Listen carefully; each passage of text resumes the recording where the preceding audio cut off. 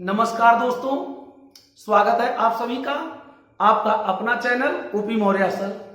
आज हम आप लोगों को बताने जा रहे हैं कि जैसे दिया हुआ है 1/7 ऋण 1 के हर का परिमेयीकरण कीजिए। मतलब ये प्रश्न दिया हुआ है तो इसके हर का परिमेयीकरण कैसे होता है इसको सीखना है, ठीक ना। इसी तरह इसका भी दिया है, इसका भी दिया है, तो हर का परिमेयीकरण कैसे किया जाता है वही आपको सीखना है इस तीनों क्वेश्चनों से। तो आप लोग पहला क्वेश्चन देखिए कैसे ये होता है। पहला क्वेश्चन दिया हुआ है 1/7 ऋण 1। जब इसके हर का परिमेयीकरण होगा तो इस नीचे वाले के विपरीत चिन्ह का, जैसे यहां ऋण चिन्ह दिया हुआ है तो धन चिन्ह का ऊपर नीचे गुणा होगा, इसी का गुणा होगा लेकिन इसके विपरीत का। तो क्या करेंगे, गुणा कर देंगे करड़ी में 7 धन 1 बटे करड़ी में 7 धन 1। अब ध्यान दीजिएगा ये जो है ये व्यंजक अलग हो गया, ये अलग हो गया, ये किसके अनुसार हो गया, ए धन बी और ए ऋण बी के रूप में हो गया। तो इसको हम कैसे लिखते हैं, ए स्क्वायर माइनस बी स्क्वायर लिख देते हैं। ये जब ये वर्गांतर हो जाता है, वर्गांतर में एक कोष्टक में दोनों को धन के रूप में लिखा जाता है और यही एक कोष्टक में ये जो है माइनस के रूप में लिखा जाता है। तो ये चीज यह है इस तरह का, एक और जो है ऋण है, एक और धन है, तो ये चीज को हम इस रूप में लिख सकते हैं। तो अब इसके बराबर क्या होगा, 1 का गुणा होगा तो करड़ी में 7 धन 1 बटे हो जाएगा ये करड़ी में 7 का वर्ग ऋण 1 का वर्ग बराबर हो जाएगा करड़ी में 7 धन 1 बटे करड़ी में 7 पर वर्ग जब लगेगा तो केवल 7 रह जाएगा और ऋण 1 हो जाएगा। अब क्या होगा, करड़ी में 7 धन 1 बटे नीचे 7 में से 1 जाए 6, यही आंसर हो जाएगा, ठीक ना। ध्यान दीजिएगा इसको हर के परिमेयीकरण करने का मतलब ये होगा कि इसी के विपरीत का ऊपर नीचे गुणा होगा, ठीक ना। किसका विपरीत का, केवल चिन्ह का, यहाँ माइनस है तो यहाँ प्लस चिन्ह का इसी व्यंजक का ऊपर नीचे गुणा होगा लेकिन इसके चिन्ह के विपरीत का। अगर माइनस है तो प्लस का और प्लस रहता तो माइनस का। तो ये जो है इस वर्गांतर के रूप में हो जाता है, इस सूत्र के अनुसार हो जाता है। उसके बाद हम हल कर लेते हैं, ठीक है। अब देखो ध्यान दो, ये दूसरा क्वेश्चन आप लोग देगा, ध्यान दो दूसरा क्वेश्चन क्या दिया हुआ है, 1 बटे करड़ी में 5 ऋण करड़ी में 4। इसको हल करने के लिए 1 बटे करड़ी में 5 ऋण करड़ी में 4 गुणे करड़ी में 5 धन करड़ी में 4, फिर नीचे वही चीज करड़ी में 5 ऋण धन करड़ी में 4। अब क्या होगा, ऊपर 1 का गुणा होगा तो करड़ी में 5 धन करड़ी में 4 बटे, ध्यान दो आप लोग, बटे क्या होगा इसका, आप देखो एक कोष्टक में क्या हो रहा है, करड़ी में 5 ऋण करड़ी में 4 और दूसरे कोष्टक में क्या हो रहा है, करड़ी में 5 धन करड़ी में 4। ये किसके रूप में हो रहा है, ये करड़ी में 5 का वर्ग और ऋण करड़ी में 4 का वर्ग, करड़ी में 4 का वर्ग इसके रूप में हो रहा है। तो इसी रूप में हम इसको लिख देंगे। अब ध्यान दीजिएगा आप लोग, इसको क्या करेंगे, ये वर्गांतर के रूप में हो गया, ठीक ना। वर्गांतर को जब ए स्क्वायर माइनस बी स्क्वायर को आप तोड़ते हैं तो एक कोष्टक में ए प्लस बी और दूसरे कोष्टक में ए माइनस बी, तो देखो वही चीज है कि नहीं, एक जगह माइनस है एक जगह प्लस है।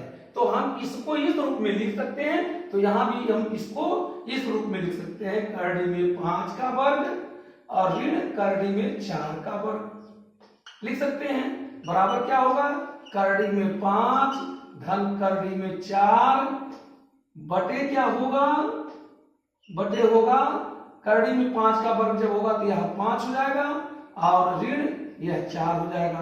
बराबर क्या होगा, करड़ी में 5 धन करड़ी में 4 बटे 1 बराबर करड़ी में 5 और धन करड़ी में 4। यही आंसर हो जाएगा, ठीक ना। ये क्या हो जाएगा, आंसर हो जाएगा। अब ध्यान दीजिए आप लोग तीसरा क्वेश्चन, इसको देखिए, इसको देख लीजिए कैसे होगा। अब ध्यान दीजिएगा, तीसरा क्वेश्चन दिया हुआ है 5 बटे करड़ी में 3 और ऋण करड़ी में 5। अब इसको हल करने के लिए करड़ी में 5 करड़ी करें 5 बटे करड़ी में 3 ऋण करड़ी में 5 गुणा कर दीजिए, करड़ी में 3 धन करड़ी में 5 बटे करड़ी में 3 धन करड़ी में 5। अब ऊपर क्या होगा, 5 कोष्ठ में करड़ी में 3 धन करड़ी में 5 बटे क्या होगा, नीचे हो जाएगा, यह भी वर्गांतर के रूप में हो गया, उसको अनुसार तोड़ेंगे तो करड़ी में 3 का वर्ग और ऋण करड़ी में 5 का वर्ग, ये हो जाएगा। बराबर क्या होगा, 5 कष्ट में करड़ी में 3 धन करड़ी में 5 बटे ये करड़ी में 3 का वर्ग होगा तो यहाँ 3 आएगा और यहाँ ऋण यह 5 आएगा तो करड़ी पर वर्ग लगता है, करड़ी हट जाती है। अब क्या होगा, 5 कोष्ठ में करड़ी में 3 धन करड़ी में 5 बटे ऋण 2 होगा, क्योंकि 5 ऋण 5 में से यह 5 में से 3 जाएगा और इसी का चिन्ह लिख देंगे, बड़े वाले में से छोटे वाले को घटाया जाता है तो जिसमें घटाते हैं उसी का चिन्ह लिख देते हैं। अब क्या होगा, ये ऋण 5 बटे 2 कोष्ठ में करड़ी में 3 धन करड़ी में 5, यही आंसर हो जाएगा, ठीक ना। ध्यान दीजिए आप लोग, एक बार फिर से देख लीजिए, कहे हैं कि इसका हर के परिमेयीकरण करने के लिए इसी के विपरीत चिन्ह का ऊपर नीचे दोनों में गुणा होगा, अंश और हर दोनों में गुणा होगा। जो चीज यहाँ है, जो व्यंजक है उसी व्यंजक का गुणा करेंगे, लेकिन इसका माइनस चिन्ह है तो ये प्लस चिन्ह हो जाएगा, उतने का गुणा करेंगे तो ऊपर 5 का इसमें गुणा हो गया और इधर नीचे इसका वर्ग हो गया, क्योंकि वही चीज है प्लस के रूप में या माइनस के रूप में है। तो इस तरह से ये क्वेश्चन आ गया। इसी तरह से यहाँ भी देखा गया तो इसके विपरीत चिन्ह का ऊपर नीचे गुणा हो गया है, फिर इसके विपरीत चिन्ह का यहाँ ऊपर नीचे गुणा हो गया है, तो तीनों क्वेश्चन लग गया। इस तरह से जो भी क्वेश्चन आते हैं आप उसका जो है आप लोग हर का परिमेयीकरण करते हैं तो इसी तरह से करते हैं, ठीक ना। इसके लिए ध्यान दीजिएगा, इसके लिए आप लोग हम अलग से 2 क्वेश्चन दे रहे हैं, आप लोग कमेंट बॉक्स में उसका आंसर दीजिएगा, हम लिख रहे हैं, ठीक ना। इसको हम मिटा दे रहे हैं, ठीक ना, ध्यान दें आप लोग, इसको हम मिटाते हैं। अब आपको हम दूसरा क्वेश्चन देते हैं लगाने के लिए आप लोगों को।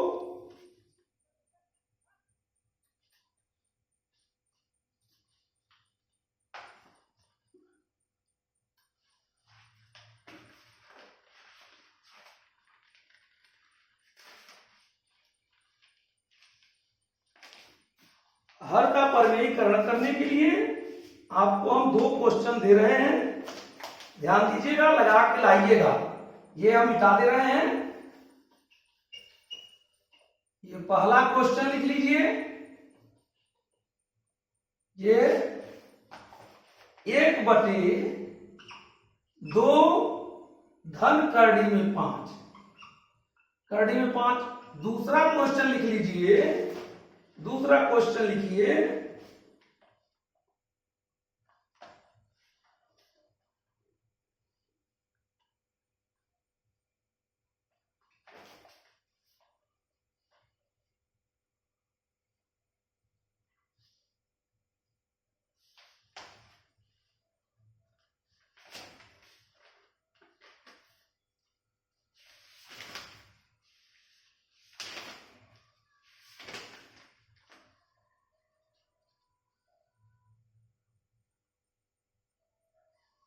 एक बटे धन करड़ी में 5 के हर का परमेयीकरण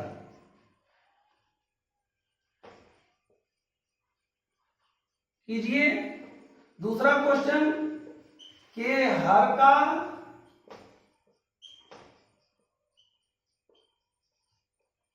परमेयीकरण कीजिए। ये दोनों क्वेश्चन आप लोगों को दिया जा रहा है, आप लोग इसको करके कमेंट बॉक्स में इसका आंसर आप लोग दीजिएगा, ठीक ना। और नहीं आएगा तो हम कल इसको फिर से इस क्वेश्चन को हल करके आप लोगों को दे देंगे फिर से, ठीक ना। आप लोगों को हर के परमेयीकरण का जो है तरीका अगर समझ में आया हो, अच्छा लगा हो, तो आप लोग लाइक करें, सब्सक्राइब करें। धन्यवाद।